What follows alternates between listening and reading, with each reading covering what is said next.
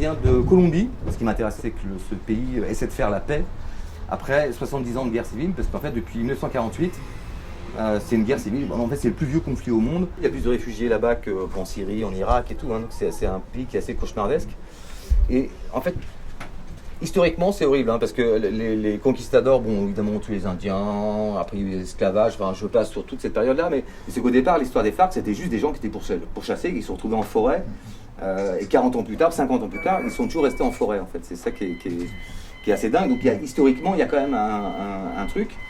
Et l'histoire des FARC, ça a duré de 60 à 80, en gros, où ils ont résisté, entre guillemets.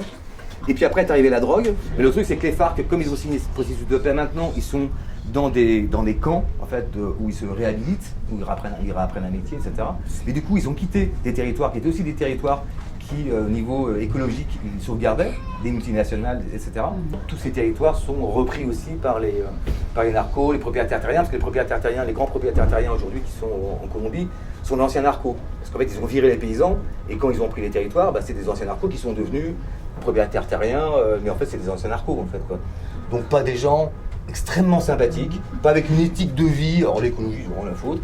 En fait, ce qui est terrible, c'est que ce pays, en fait, les gens sont absolument adorables, ils en ont marre, en fait, et depuis historiquement, tous les leaders politiques en ont rien à foutre du peuple, mais rien à foutre. Donc du coup, ils se font découper dans tous les sens, ils ont le sourire, parce qu'en fait, souvent, c'est comme pendant la guerre, en France, on n'a jamais autant ri que pendant l'occupation, mais bon, c'est un rire un peu nerveux, un rire d'enterrement. Allez, on se casse.